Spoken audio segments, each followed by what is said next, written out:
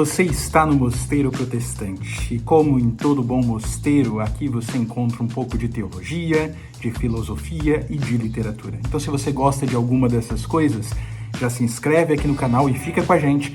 Embarca nessa que eu tenho uma coisa muito interessante para falar para você hoje. No vídeo de hoje nós vamos falar um pouquinho a respeito da filosofia do rosto humano, né? A gente vai falar um pouquinho de filosofia, de teologia. Já quero dizer que esse vídeo é baseado no livro O Rosto de Deus, de Roger Scruton. Se você ainda não leu esse livro, eu recomendo, é um livro excelente. Mas quando a gente para pensar um pouquinho a respeito do que a Bíblia diz em algumas passagens, nós vimos a importância que a Bíblia dá para um rosto. No Salmo de número 13, nós vimos o salmista perguntando a Deus: Senhor, por que você esconde o teu rosto de mim? No Salmo 17, nós também vimos o salmista dizendo que veria a face do Senhor. Todas essas passagens nos trazem uma esperança que no Novo Testamento vira promessa.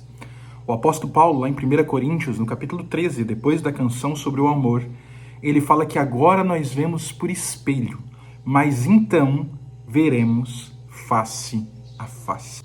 Para a gente começar a falar sobre o que é o rosto de Deus, ou o que é a face de Deus, a gente precisa entender bem o que é o rosto humano. Levinas, um filósofo, ele vai falar que o rosto é ao mesmo tempo visitação e transcendência. O que isso significa? O rosto é a maneira com que nós entramos no mundo. Nós compartilhamos um mundo. A nossa personalidade vem de um lugar interior, um lugar nosso, além do mundo, mas apesar de que nós estamos aqui com o nosso rosto, a ideia de rosto parece algo fora do alcance, parece algo distante. Mas vamos entender o que é o rosto. Você diria que os animais, eles têm rosto? Eles olham para o rosto nas suas relações? Bom, a biologia moderna, ela tende a comparar o ser humano, principalmente a partir da filosofia evolucionista. Darwin tenta comparar os seres humanos aos animais. E tenta comparar as emoções humanas com os sentimentos dos animais. Então, por exemplo, ele vai mostrar e vai dizer que o que se expressa no rosto humano, quando o ser humano sente raiva, às vezes range os dentes, faz cara de raiva, se assemelha muito à cara, o rosto de alguns animais, quando eles vão expressar a mesma coisa.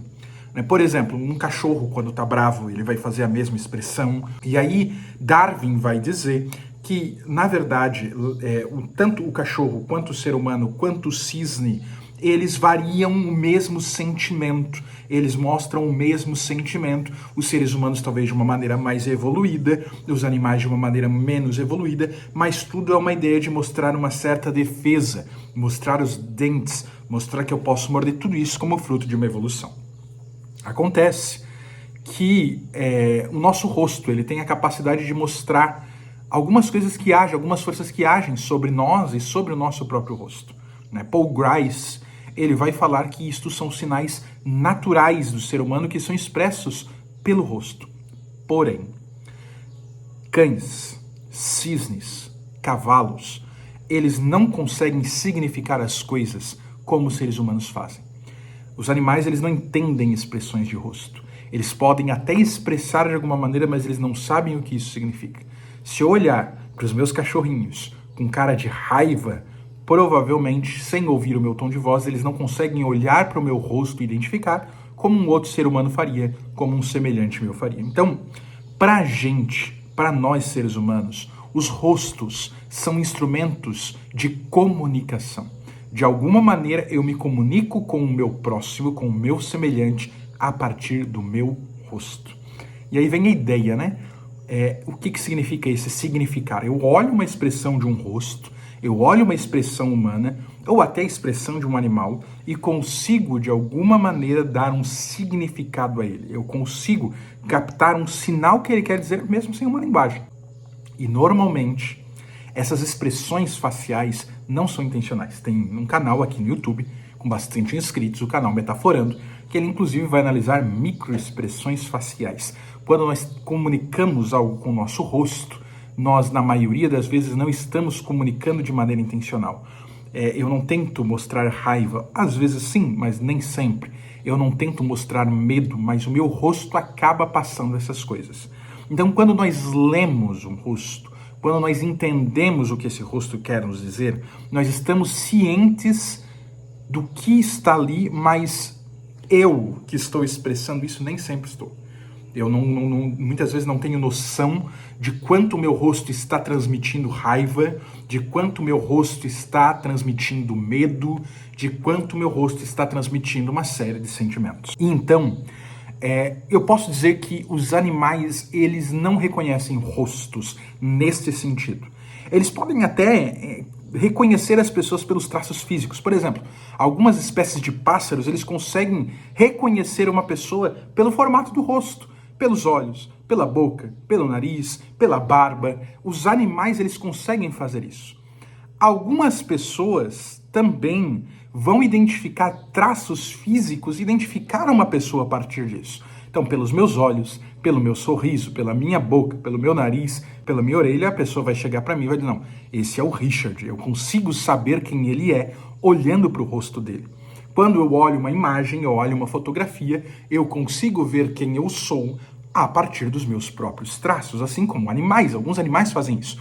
Algumas pesquisas científicas vão dizer que gorilas conseguem se reconhecer no espelho. Então, alguns animais eles conseguem distinguir os traços do rosto e se reconhecer a partir disso. Porém, juntar todas essas peças para compor e reconhecer alguém não necessariamente significa que nós sabemos ler rostos ou expressões. Existem pessoas que têm o que a gente chama de amusia, ou seja, são pessoas que conseguem ouvir sons musicais, distinguem instrumentos, distinguem o canto, distinguem vozes, mas não conseguem ouvir música. Você consegue perceber que quando eu ouço determinados instrumentos que se juntam, se compõem, isso é diferente de ouvir uma música, uma melodia, entender uma melodia, entender uma música? Da mesma maneira, algumas pessoas não conseguem distinguir rostos da maneira propriamente dita. Alguns têm mais facilidade, outros não. E aí eu digo algo mais. Nós, seres humanos, por mais incrível que pareça, embora esse seja o meu portal, seja a minha comunicação com o meu próximo, eu não consigo ver o meu próprio rosto. Claro, eu estou vendo ele agora enquanto eu estou gravando. Eu estou vendo as minhas expressões faciais, mas sempre preciso de um meio. Seja um espelho, seja uma câmera, seja uma fotografia, um vídeo. Nós não conseguimos ver o nosso próprio rosto o tempo todo em tempo real. Nós precisamos de uma mediação. E isso é tão incrível que nós precisamos de um hábito para que nós consigamos ver o nosso próprio rosto. Alguns de nós cresceram na era da tecnologia e nós nos olhamos em fotografias e vídeos desde crianças. Outros, pessoas mais velhas, que não tinham tanto contato com isso, talvez não se habituaram tanto, não gostam de tirar fotos, não gostam de ver vídeos, porque isso traz um certo desconforto. Assim como pessoas que gravam. Quando você grava, você manda um áudio. Agora, com a era do WhatsApp, em que a gente faz sempre aquela fiscalização de qualidade, a gente manda um áudio e ouve, a gente está se acostumando com a própria voz. Mas, quem sabe você lembre, ou ainda está nessa situação, de que quando você ouve a sua própria voz, você sente um certo desconforto, ou você sente uma certa surpresa, porque nós não estamos habituados de nos vermos de fora. A maneira que nós somos não é vista, não é contemplada por nós mesmos. E isso é tão poético que o conhecer a si mesmo, muitas vezes para algumas pessoas egoístas, é vista no sentido negativo. Há uma história na Grécia Antiga de Narciso. Narciso, ele recebeu uma profecia de Tiresias, um profeta, um adivinho, que ele viveria por muito tempo caso ele não se conhecesse, caso ele não se visse.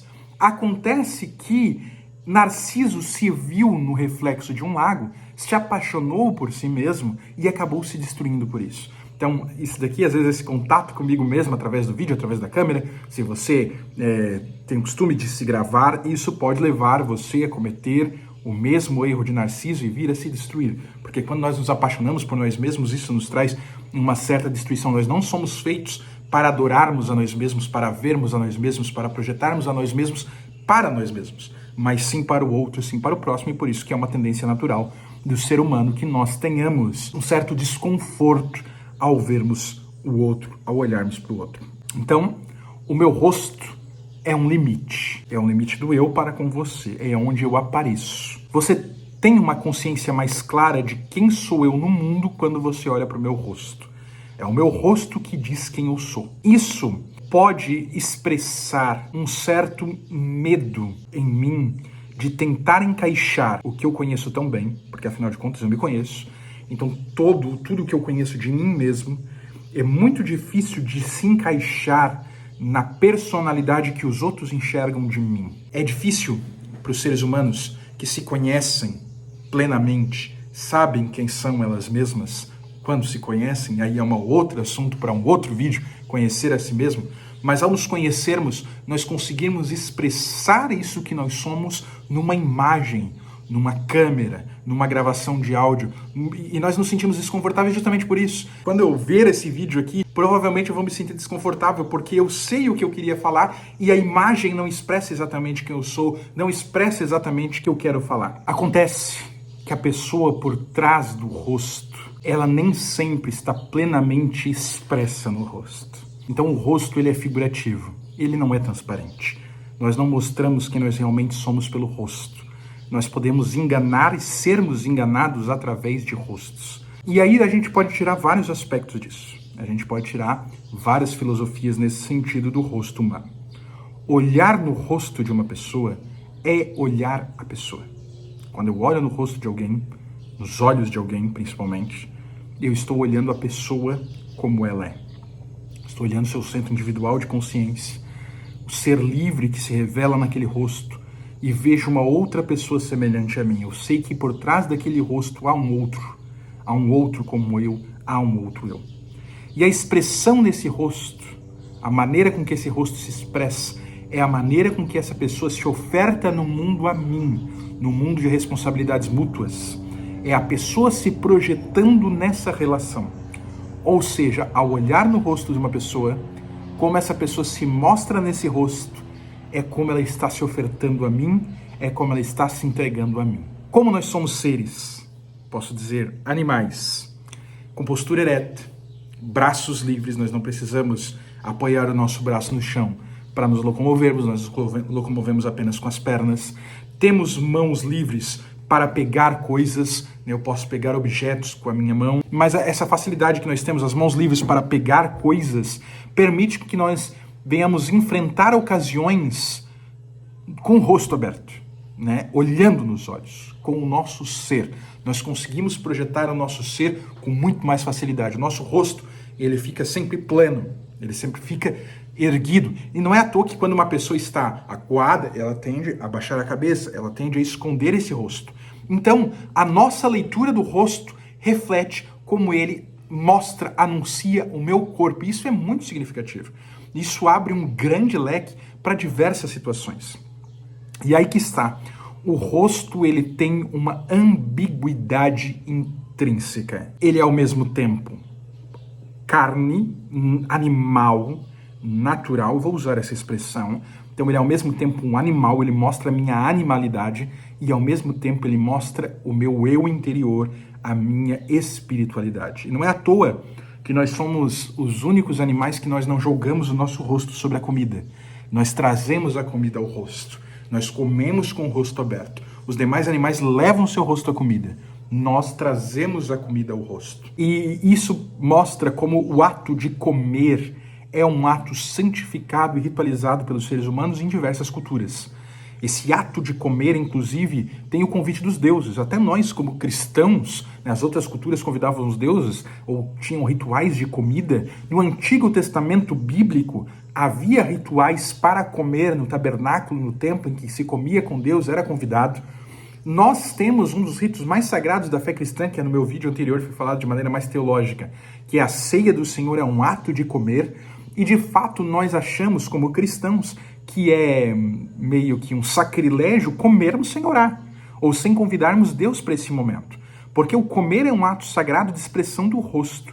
E por isso que as maneiras à mesa elas são tão importantes, porque as maneiras à mesa são justamente para mantermos o nosso rosto e principalmente a nossa boca, que é a fonte da expressão do nosso pensamento, é a partir da minha boca que você sabe que está dentro da minha mente, é a partir do que eu falo que você sabe que está dentro da minha mente, a partir dela, então ela precisa manter o seu formato, manter as suas características espirituais ou de consciência e não se tornar algo meramente animal. Ela precisa manter o seu aspecto pessoal que me distingue e que me permita conversar. Então, pessoas que não têm modos à mesa, se curvam para comer, enchem muita boca, comem muito rápido, isso faz com que a gente mude o nosso aspecto, faz com que nós inflemos.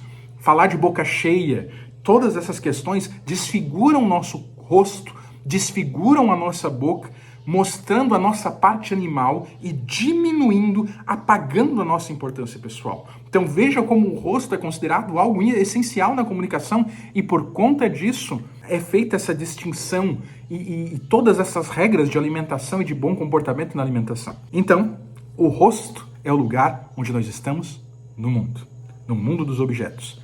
É o meu cartão postal para você.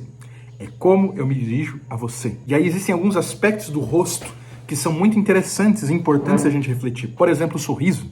Animais não sorriem. O meu cachorrinho, ele mostra os dentes. Ele tenta simular de alguma maneira, é um mecanismo de defesa dele, principalmente se a gente for, quando a gente está chegando, né, para tentar apaziguar a situação, porque ele vê que a gente mostra os dentes, mas isso não é um sorriso. Sorrisos só seres humanos podem expressar. Só seres racionais podem expressar. E veja que interessante. O sorriso é feito apenas por seres racionais, mas o sorriso nunca pode ser voluntário. Se você sorri de maneira voluntária e tenta amplificar esse sorriso, se torna um sorriso falso. Não é um sorriso genuíno, é como se fosse uma máscara. E as pessoas que te conhecem, as pessoas mais próximas, que conhecem as expressões naturais do seu rosto, vão perceber quando você está sorrindo falsamente. Isso vai ficar muito claro para essas pessoas. A gente vê isso em algumas pinturas, quando os rostos conseguem em pinturas expressar sentimentos de alma, mesmo sendo uma imagem estática, mesmo sendo uma imagem parada. O sorriso sincero, ele sempre é involuntário, mas uma outra maneira de entrega, que é o beijo, é o contato dos rostos, é o contato das almas. Já o beijo sincero, ele precisa ser voluntário. Quando duas pessoas se beijam e uma delas está agindo de maneira involuntária, isso não é um verdadeiro beijo. Na verdade, isso é considerado até um crime ao outro, invadir o espaço do outro. O beijo sincero é uma expressão de vontade e é quando eu me entrego à fonte da minha alma, a minha boca, de onde vêm as minhas vozes, de onde vêm os meus pensamentos, é entregue ao outro de maneira voluntária. Então, a boca, assim como os olhos, são a nossa intersecção entre a nossa alma e o nosso corpo. Tem aspectos animais e aspectos espirituais. E olhar nos olhos, tocar a boca, ao mesmo tempo que era para ser algo tão animal, corriqueiro, tocar a boca. O que é a boca? É um lugar por onde entra a comida? Os olhos, o que é olhar nos olhos? Mas mesmo assim, olhares, biblicamente falando inclusive, são fontes de pecado, porque há algo mais ali. E inclusive, né, isso, dependendo dos olhares do outro, do sorriso do outro, isso pode causar tremores, isso pode, de fato, desestruturar-nos de alguma maneira. E aí nós citamos um filósofo, Sartre. Sartre vai dizer que aí é que está, no contato com o outro, na carícia do desejo, quando eu me apego ao outro e acaricio o outro, é uma tentativa de trazer o outro para mim, de encarnar o outro, de sentir o outro, de colocar nessa carne tocada pelas mãos ou pelos lábios, trazer para mim a liberdade do outro, ter o outro para mim, o outro entregando-se a mim na sua liberdade. Porque se é feito de maneira forçada, o outro está sendo de maneira forçada, não é legítimo. Então, o beijo do desejo, o toque do desejo, coloca da mesma maneira essa ambiguidade do comer. O outro precisa entregar-se. E também tem essa mesma ideia do animal e do espiritual. De alguma maneira, há algo carnal, material ali, mas também não é à toa que a Bíblia tenta regular tanto essas situações e a teologia cristã tenta regular tanto essas situações. Porque vai muito além de contato de corpos. Vai também para a ideia de entrega de almas. E aí, no beijo, os lábios se entregam como um espírito se entregando. embora responda como carne. No beijo o outro se entrega, no beijo o outro dá-se. E aí esse prazer do beijo, ele não é apenas um prazer sensorial. Ele não é como sentir um aroma agradável, ele vai muito além disso. Ele vai dessa intencionalidade entre o eu e o você e a maneira com que nós recebemos o outro nesse ato. E aí vem a questão do olhar. Porque os animais, eles também olham. Mas o olhar de amantes, de pessoas que se amam, olhar nos olhos da pessoa amada não é só observar as características físicas do olho, a retina de alguém, a íris de alguém, nem as peculiaridades anatômicas. Se fosse assim, se fosse a mesma coisa, a gente sabe que quando a gente vai no oftalmologista, a gente se apaixonaria por oftalmologista, sei lá, às vezes alguém pode se apaixonar pelo oftalmologista, sei lá, né? Mas as pessoas olham nos olhos e não é a mesma coisa, né? A gente sente o olhar diferente, porque através dos olhos a pessoa chega na nossa alma. E esse olhar, ele precisa ser voluntário. Então essa junção, né, essa união, esse contato de olhares correspondidos, de quando um olha para o outro, e às vezes ao perceber vem uma outra característica do rosto, que é enrubescer, né? É o rosto, né, sentir o rubor, ou um sorriso, né, mostrado nesse contato de olhares. Isso é o que causa o desejo pelo outro. Isso é o que vai causando, né, essa mudança, não por questões anatômicas, mas é no rosto que se manifesta esse desejo. E aí começam os olhares voluntários. Eu estou falando no romance no melhor sentido da palavra, né? E esse romance precisa, né, dentro da teologia cristã, acontecer dentro do casamento, para a pessoa que vai se tornar sua esposa, seu esposo, mas só filosofando e pensando um pouco filosoficamente como isso acontece. E aí surgem risos genuínos, que mais uma vez, como falei, esse riso precisa ser involuntário, né? Se é forçado, não é verdadeiro. Como eu disse, embora sejam apenas criaturas racionais que consigam sorrir, mas esse riso precisa ser involuntário. E é interessante que isso muda a minha expressão, porque se o meu sorriso é verdadeiro, os meus olhos mudam. A minha maneira de sorrir, se é um sorriso genuíno, muda os meus olhos, muda o meu rosto inteiro é transformado por isso. E aí as pessoas percebem isso. Isso faz parte da religiosidade das pessoas, faz parte das nossas crenças. Um outro aspecto que se manifesta no nosso rosto são as nossas lágrimas.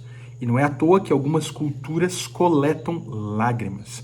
A Bíblia fala, no Salmo 56, que Deus coleta as nossas lágrimas em seu odre. O que são lágrimas? Lágrimas são expressões de sentimentos que brotam do nosso corpo, que brotam do nosso... Mais uma vez encontra-se essa ambiguidade entre o espiritual e o carnal, o corporal, o material. E aí você vai me dizer, mas existem atores que choram, existem pessoas hipócritas, falsas, que choram, que conseguem produzir lágrimas, mas na verdade não são lágrimas. Porque as lágrimas nunca podem ser intencionais. Elas fazem correr água dos olhos. Mas essa água que corre dos seus olhos não são lágrimas. Lágrimas são expressões de sentimentos genuínos. Também são involuntárias. Assim como o enrubescimento, né? Assim como o riso. Então, nenhuma dessas coisas, nenhuma dessas expressões pode ser proposital para ser genuíno. E tudo isso é uma expressão do nosso rosto.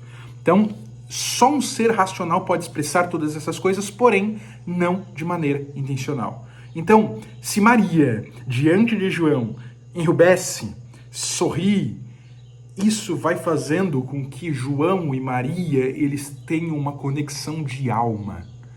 Vai fazendo com que um deseje o outro. Vai levando um a se apropriar do outro, porque sabe que está mexendo com a alma, com o coração do outro. E aí, conforme John Locke, a identidade da pessoa, ao longo do tempo, ela é estabelecida pela continuidade do eu. O que sou eu? O meu rosto muda com o tempo. Eu vou envelhecendo. Se eu pegar uma fotografia minha de 10 anos atrás e tirar uma outra fotografia minha ou ver um outro vídeo meu daqui 10 anos, eu vou perceber que o meu rosto mudou, mas essa continuidade do eu é o que faz eu ser quem eu sou. Essa constância, eu não ter interrupções de quem eu sou, faz eu ser quem eu sou, né? Não pelo corpo, não pela constância do corpo. E conhecer a minha individualidade, conhecer quem eu sou, dá substância à perspectiva de que eu continuo como um indivíduo apesar de todas as mudanças que eu passo. Então, nisso nós temos a imagem de Deus, de saber quem nós somos. As imperfeições do rosto humano no teatro antigo, no teatro grego, no teatro japonês, elas são removidas, elas são substituídas por uma máscara. E essa máscara, ela vai sendo trocada a cada flutuação das emoções das personagens que estão sendo representadas. Então se utiliza uma máscara com um sorriso quando o personagem está feliz, se usa uma máscara com um rosto triste quando a personagem está triste.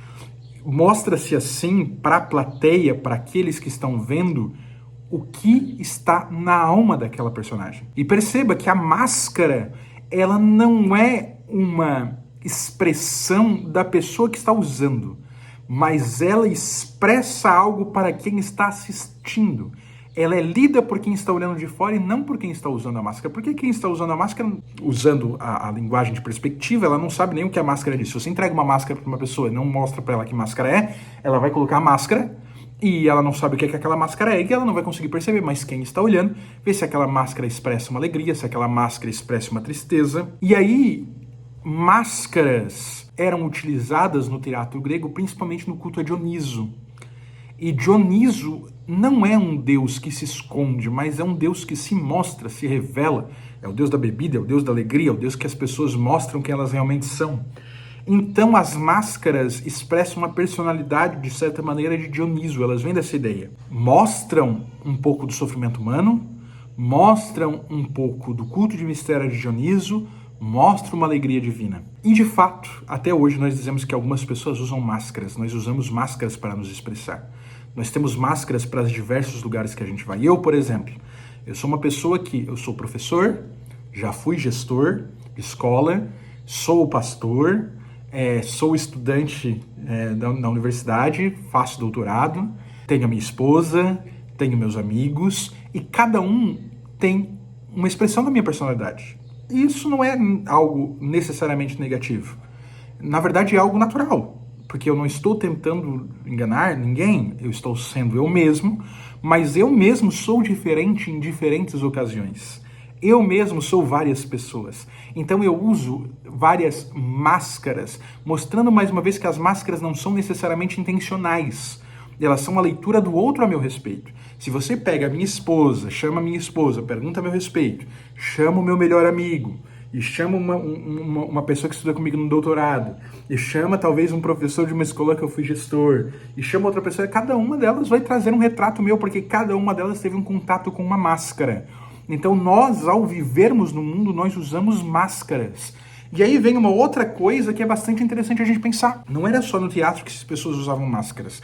No carnaval, principalmente no Carnaval de Veneza, que é um dos carnavais originais, a máscara é bastante utilizada justamente para expressar algo para as pessoas em volta. Mais uma vez, a máscara não é tanto a expressão da pessoa que a usa, mas expressa alguma coisa a quem observa.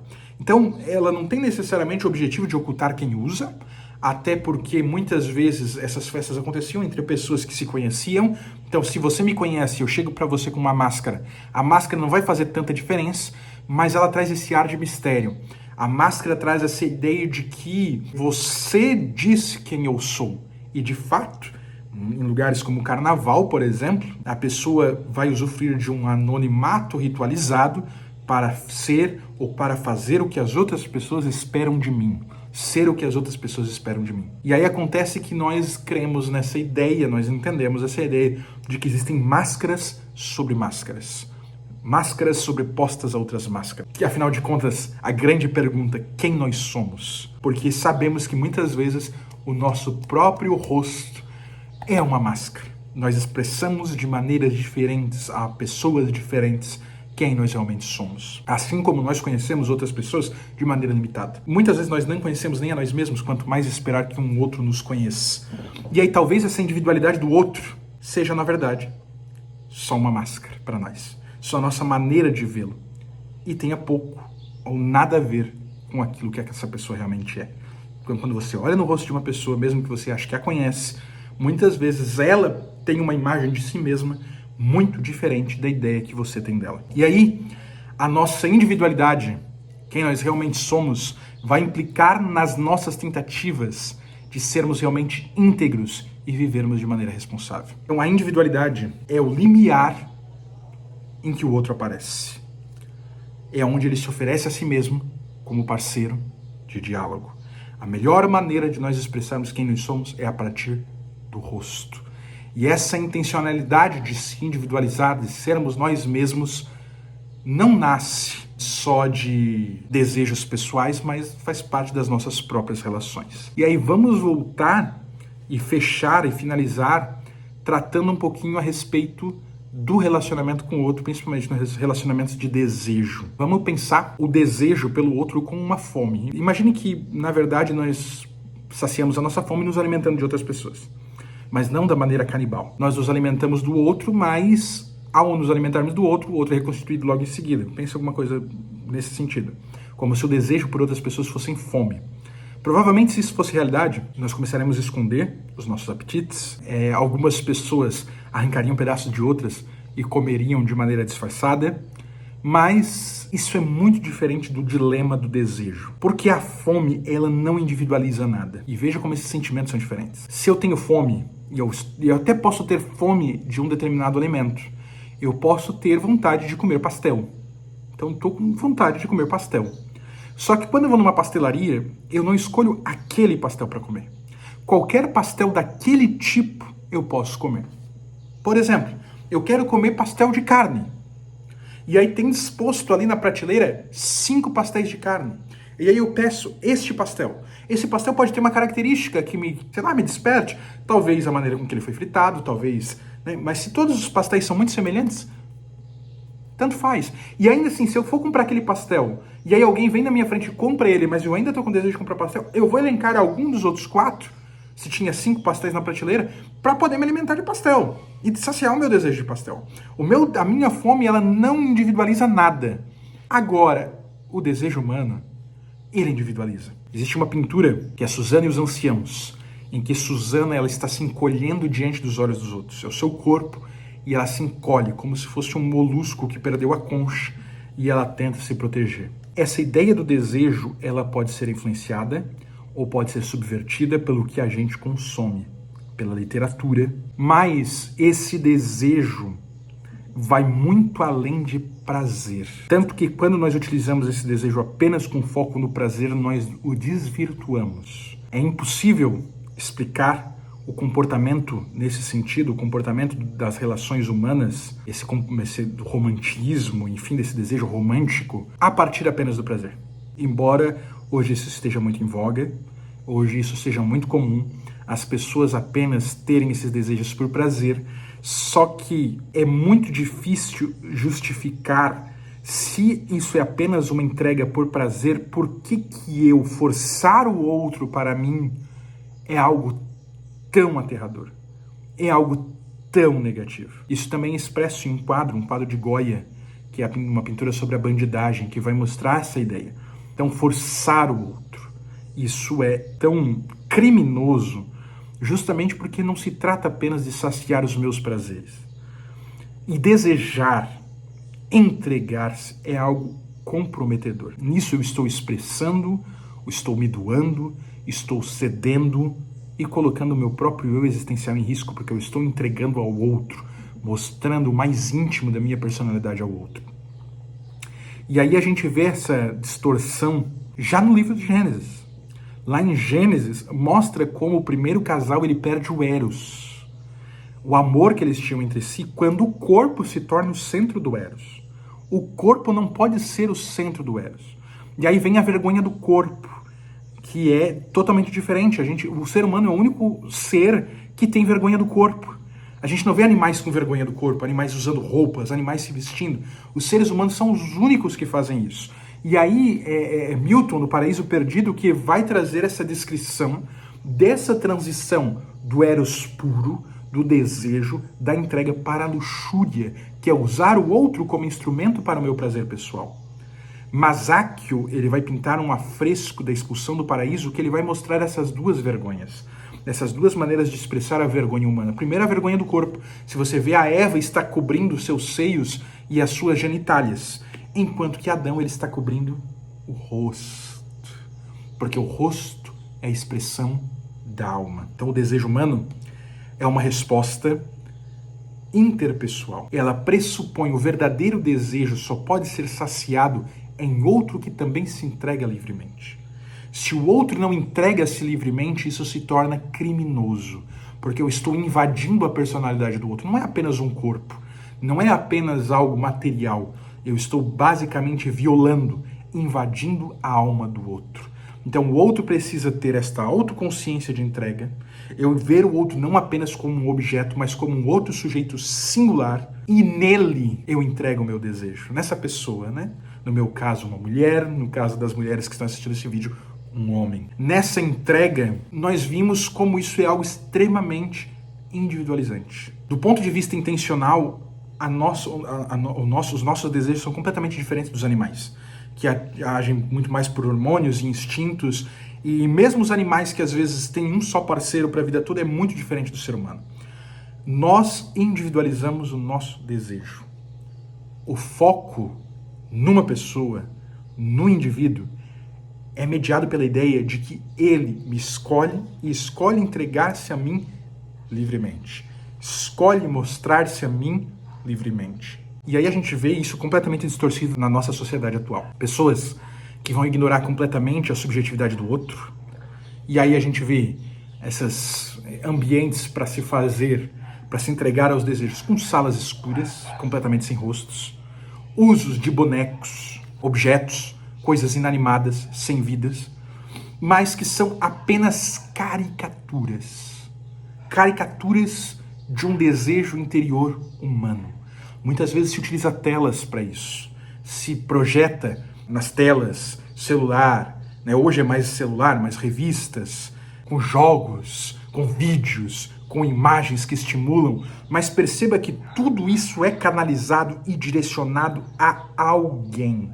Você pode ver até uma atriz ou um ator aqui na tela, mas no fundo da sua alma, muitas vezes, você projeta o ser amado, a pessoa amada nesse momento, mostrando que há um desejo distorcido ali, ou você coloca a si mesmo, ou muitas vezes você vai colocar um outro. A pessoa que deseja o sapato ou os pés de alguém, na verdade não deseja o pé pelo pé, mas deseja o dono daquele pé de alguma maneira distorcida ou não, mas deseja-se a aura que aquela pessoa transmite, deseja-se aquela pessoa. E é totalmente absurdo encarar da mesma maneira que a gente encara a comida, como se fosse um pastel. Porque o desejo humano, nesse sentido, ele é tão singular que ele não pode ser substituído. Não é outra pessoa que serve. Não é possível substituir por outra pessoa. Perceba biblicamente isso, por exemplo, na história de Jacó. Jacó trabalha 7 anos. E na hora do seu casamento, ele se deita com Lia pensando que era Raquel. Ele teve até uma noite com Lia, mas pensava que era Raquel. Só que Lia não pode substituir Raquel. Ele cometeu um erro, achando que era Raquel, mas ele se dispõe a servir mais 7 anos por Raquel, porque o seu desejo ele é totalmente individualizante, não é possível trocar por outro. Mesmo personagens da literatura como Dom Juan. Dom Juan é um personagem que teve relações aí de conquista com várias mulheres, mas ainda assim, em personagens distorcidos como esse, é absurdo pensar que ele, por exemplo, estaria seduzindo uma determinada mulher no decorrer da história e ele pudesse trocar por outra que também servisse. Quando ele quer uma pessoa, ele quer aquela pessoa. Não é possível substituí-la. E até nos casos mais patológicos, como o caso de Dom Juan, como outros, é o interesse pelo outro que é o coração da intenção, do desejo. Quer-se aquela pessoa, quer-se a alma daquela pessoa, que é manifesta no corpo, que é manifesta e expressa no seu corpo, em todas as suas subjetividades diante do seu ponto de vista. É só para você ter uma ideia do que o rosto expressa. E aí, fechando com aquilo que nós começamos, quando o salmista, ele deseja o rosto de Deus, ver a face de Deus, não é só um rosto físico, até porque Deus não tem, mas é um contato da sua alma com a própria alma divina. Então, diante de todos esses argumentos, diante de todas essas alegações, eu acredito que você tenha sido capaz aí de entender melhor como funciona essa ideia de rosto humano e de expressão de alma. Se você gostou desse vídeo, não esqueça de deixar o like. Peço mais uma vez que você aqui se inscreva nesse canal. Esse vídeo ainda é um dos primeiros, então eu ainda estou pegando o tom do canal, mas eu acredito que de alguma maneira eu posso contribuir aí com a sua formação filosófica, formação literária, com a sua formação teológica. Se você quer aprender mais de filosofia, se você quer aprender mais de literatura, se você quer aprender mais de teologia, se inscreve aqui no canal e eu te espero no próximo vídeo. Até mais.